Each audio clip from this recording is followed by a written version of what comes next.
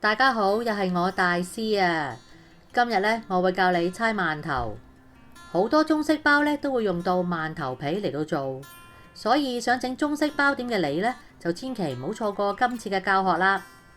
睇片之前記得要訂閱，仲要撳埋旁邊嘅鐘仔，咁樣你先唔會錯過我最新嘅資訊㗎。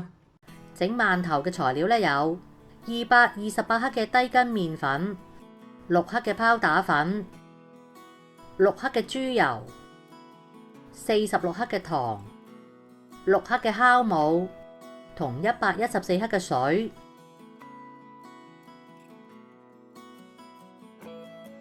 將拋打粉同低筋麵粉撈勻，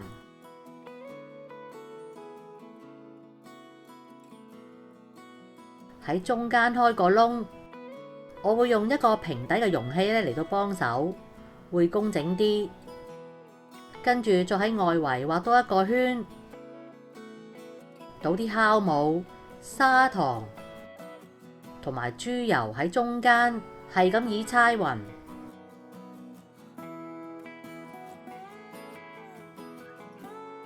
倒入90%嘅水，剩低嘅留返一陣間用嚟做調節。撈勻裡面嗰一層嘅麵粉，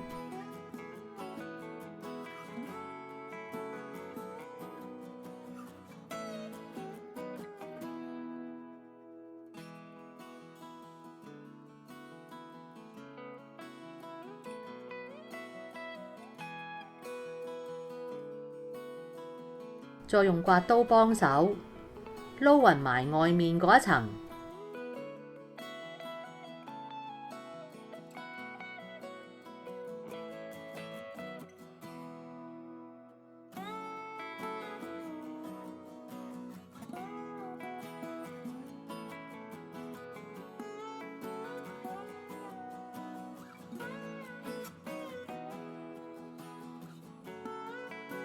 直至到台面冇晒啲麵粉，就改用雙手去猜，全程大約需要猜10分鐘到。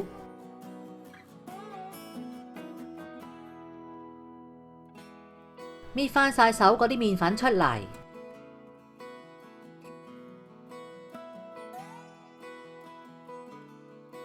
唔使咁大力猜㗎喎，因為唔想起筋。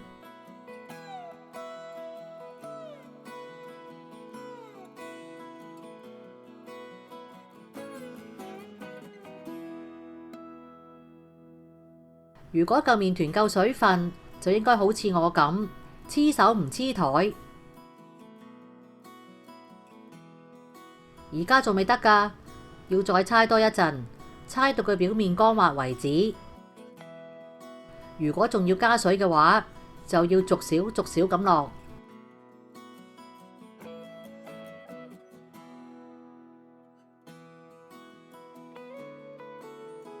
冚住佢鬆筋10分鐘。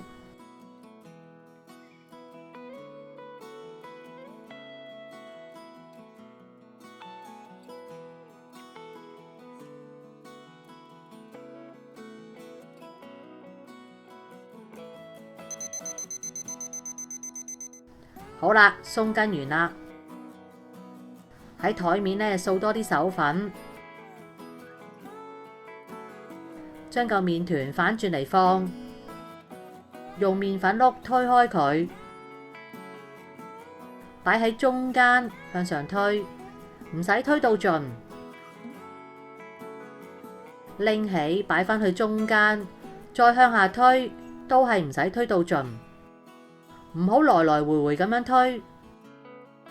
如果你頭先冇鬆筋嘅話呢，咁推開咗嘅麵皮就會好快彈返轉頭㗎啦。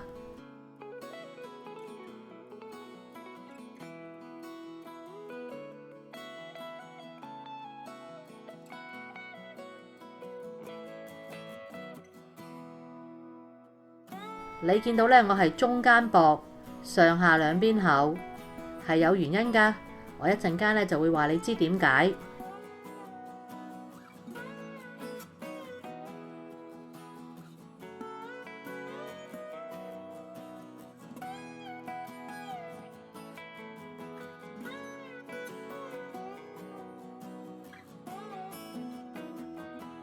個長度咧差唔多啦，輪到個闊度要推成一個長方形。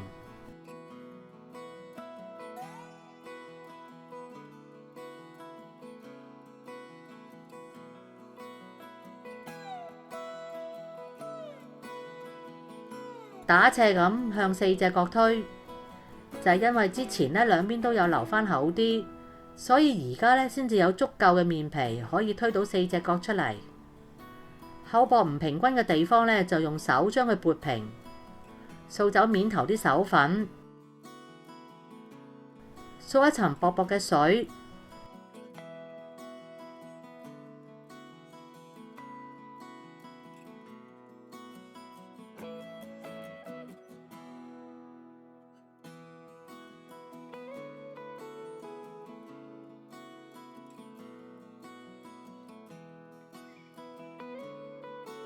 由上邊開始捲落嚟，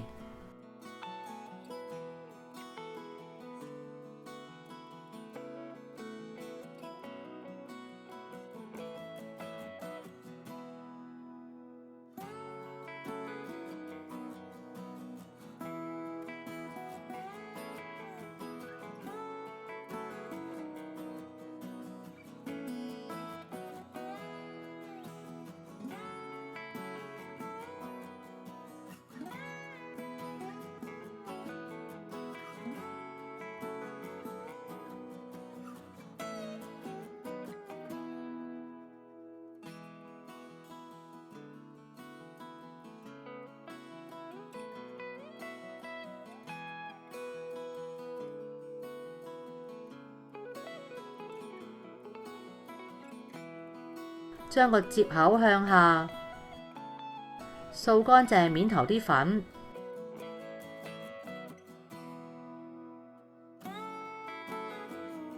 用手向外掠，等佢粗幼平均啲，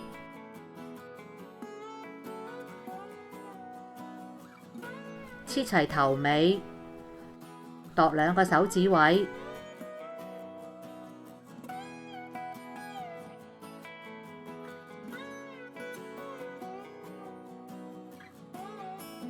喺包底咧墊張牛油紙，排好喺蒸籠，冚蓋放室溫發酵20分鐘。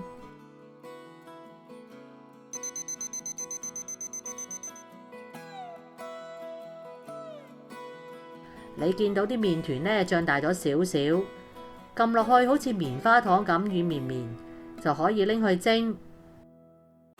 用大火蒸6分鐘，蒸咗3分鐘之後，就打開個蓋疏疏氣，然後再蒸埋剩低嗰3分鐘。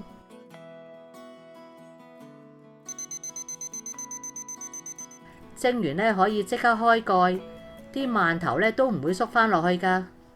蒸好嘅饅頭你仲可以拎去炸。如果你之前呢放過落雪櫃，就要用微波爐叮一叮，或者放喺室溫攤返暖佢。油溫呢要160度。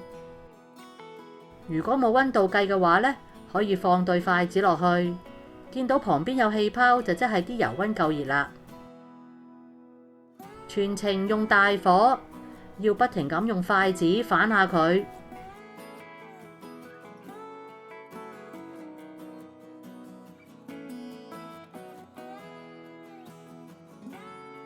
炸到金黃色，表皮變硬呢，就可以上碟啦。我之後呢，仲會有其他包點嘅教學，記得要留意住大師廚房啦。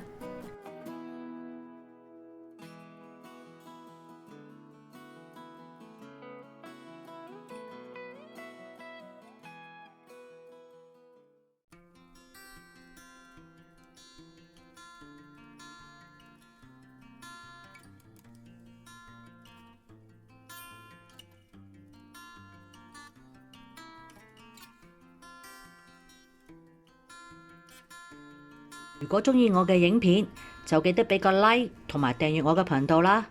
你亦都可以撳埋旁邊嘅鐘仔，就會收到我嘅最新影片通知。